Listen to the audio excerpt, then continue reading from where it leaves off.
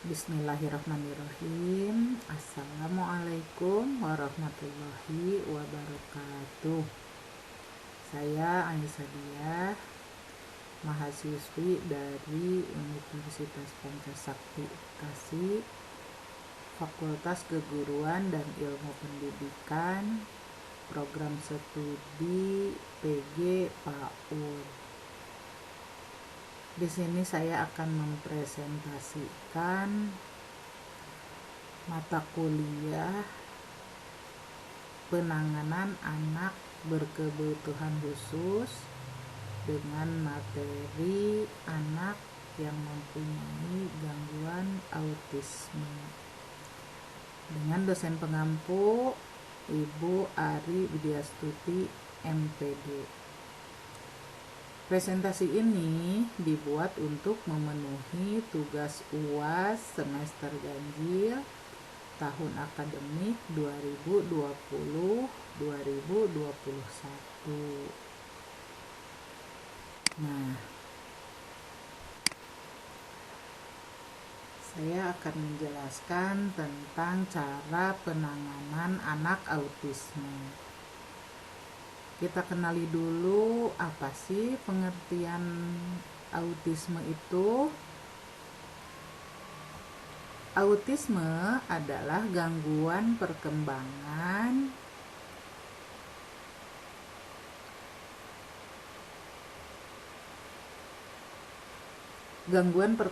otak yang memengaruhi kemampuan penderita dalam berkomunikasi dan berinteraksi dengan orang lain. Anak autis ini biasanya senangnya menyendiri, tidak berespon dengan lingkungan sekitar. Jadi anak autis ini biasanya asik dengan dunianya sendiri. Di samping itu, anak autisme juga menyebabkan gangguan perilaku dan membatasi minat penderitanya.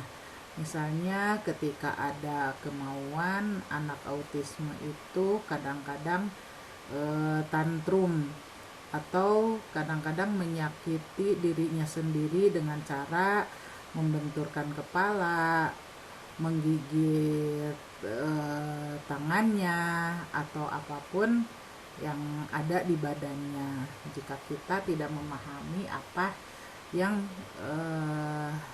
dimaui oleh anak yang autis, atau kita tidak memahami kemauan anak yang autis.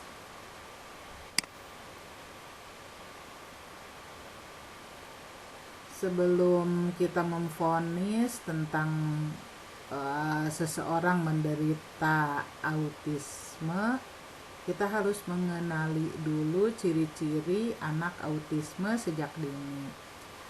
Gejala atau ciri-ciri anak autisme sebenarnya sudah terlihat ketika ia masih bayi. Misalnya, anak jarang melakukan kontak mata, serta kurang responsif atau tidak tanggap sama sekali ketika namanya dipanggil.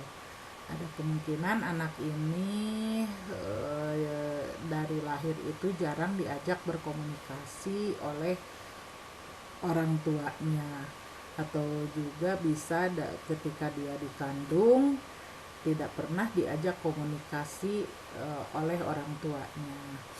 Nah, namun secara umum gejala autisme biasanya mulai terlihat jelas saat anak menginjak usia 2-4 tahun. Karena anak usia 2-4 tahun sudah mulai bisa bermain. Nah, kalau anak autisme bermainnya itu kadang-kadang menyendiri atau kadang-kadang asik dengan satu macam mainan dan tidak akan merespon ketika ada orang di sekitarnya.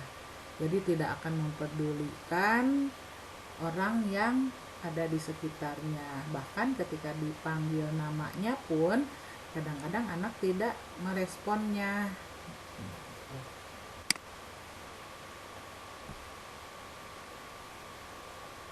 Nah, di sini ada 6 cara atau 6 strategi khusus untuk proses belajar mengajar dengan anak usia dini. Yang ke-1 yaitu modeling. Cara belajar ini dapat dilakukan dengan menirukan atau memberi contoh yang baik pada anak autisme, seperti cara melakukan kontak mata yang baik. Jadi modeling ini ketika kita berhadapan dengan anak autis, kita harus melakukan kontak mata dengan baik dengan anak itu, supaya nantinya anak itu akan terbiasa ketika ada orang yang mengajaknya berbicara. Yang kedua, latent learning. Guru atau orang tua libatkan selalu komunikasi dua arah, berikan kesempatan untuk berbicara dan biarkan mereka tahu bahwa mereka harus memberikan kesempatan juga untuk orang lain bicara. Nah, jadi kalau untuk anak autis, kalau kita sedang ngobrol atau sedang berhadapan dengan anak autis, berikan anak itu berbicara, kesempatan berbicara, dan juga ketika ada temannya, misalkan jadi ketika bersosialisasi dengan temannya, berikan juga kesempatan untuk berkomunikasi dengan temannya. Jadi belajar lebih ke belajar bersosialisasi. Yang ketiga, berikan pujian yang positif. Semua orang dapat merasa dihargai jika mereka mendapatkan pujian setelah melakukan sesuatu yang positif. Begitupun dengan anak autisme. Berikan mereka validasi dan pujian karena hal tersebut dapat membuat mereka ingin melakukannya lagi. Misalkan kalau anak autis sedang bermain dengan kita, nah anak itu kita memberikan pembelajaran misalkan menyusun puzzle. Nah, anak itu ternyata berhasil menyusun puzzle dengan baik. Nah, berikanlah oleh kita pujian, baik itu berupa pelukan atau reward berupa benda, dikasih hadiah atau apapun, untuk memancing nanti anak ingin melakukannya lagi. Jadi kalau sering dilakukannya akan terbiasa. Nah, selanjutnya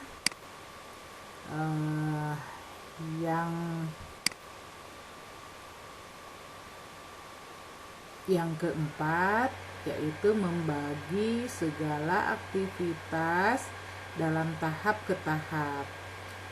Jika kita ingin mengajarkan anak autisme pergi tidur, coba anak ajak untuk mengganti bajunya. Misalkan kalau habis main, setelah mandi, anak mengganti bajunya, lalu ajak anak bersih-bersih, mencuci tangan, mencuci kaki, dan juga menggosok gigi. Setelah selesai, terus anak diajak masuk kamar dan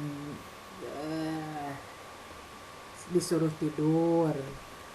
Nah, setelah tahap demi tahap dilakukan dan juga dilakukannya berulang-ulang, anak akan terbiasa dengan kegiatan tersebut. Jadi hafal, jika ingin tidur harus ganti baju dulu dengan baju tidur, terus menggosok gigi, kemudian masuk kamar, jadi tidak tidur di mana saja. Nah, yang kelima, desensitisasi sistematis. Cara ini dilakukan agar mereka dapat terbiasa dengan stimulus yang asalnya membuat mereka cemas atau takut terhadap sesuatu. Misalnya, jika anak takut dengan cicak, coba tunjukkan foto cicak. Setelah anak merasa tidak takut, kemudian lanjut dengan menunjukkan video tentang cicak. Karena video itu benda bergerak. Mungkin saja anak itu ketakutan sama cicak atau fobia sama cicak, mungkin dari pergerakannya. Nah, setelah anak merasa senang dengan melihat video dan berkurang rasa takutnya, coba ditunjukkan dengan cicak yang aslinya. Misalkan di dinding ada cicak, nah anak itu diajak melihat, dan kalau bisa menangkapnya supaya anak menjadi tidak cemas dan tidak takut lagi. Nah, yang terakhir, yang keenam, yaitu berikan waktu dan kesempatan untuk berlatih. Mereka juga harus diberikan kesempatan untuk terus berlatih berulang-ulang sehingga dapat terbiasa melakukan kegiatan tersebut. Jadi kalau memberikan pembelajaran terhadap anak usia dini, apalagi anak autis, jangan hanya sekali. Misalkan untuk terbiasa melakukan kegiatan ketika mau tidur. Tadi tahapan-tahapannya kita harus diajarkan sampai anak paham, dan jangan hanya sekali, berarti harus diulang-ulang, harus setiap hari anak diarahkan seperti itu. Ataupun misalkan ketika anak mau makan, coba dibiasakan sebelum makan itu mencuci tangan, terus belajar mengambil makanan sendiri, lalu berdoa sebelum makan, dan adab makannya diterapkan. Setelah selesai makan, anak dibiasakan untuk menyimpan alat makannya yang kotor pada tempatnya. Itu dilakukan berulang-ulang setiap hari. Nah, sehingga nantinya akan menghasilkan anak itu akan berubah dengan sendirinya kalau kita yang melatihnya telaten untuk melakukannya berulang-ulang. Nah, yang terakhir yaitu kesimpulan dari penanganan anak autisme, yaitu pertama, kita harus kenali dulu ciri-ciri dari anak yang mendapatkan gangguan autisme. Terus kita harus memahami karakteristik dari penderita autisme. Dan yang paling penting, kita harus memiliki strategi yang tepat dalam menangani anak autisme sehingga dapat menghasilkan anak tersebut berubah perilaku dan kebiasaannya. Dan juga anak autisme dibiasakan untuk bersosialisasi dengan lingkungan sekitarnya. Sekian dulu materi dari saya, semoga bermanfaat. Lebih dan kurangnya mohon dimaafkan.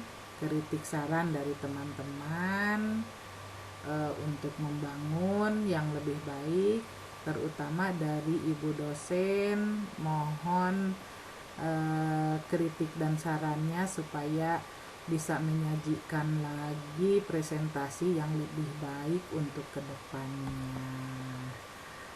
Dan akhirul kata, wassalamualaikum warahmatullahi wabarakatuh.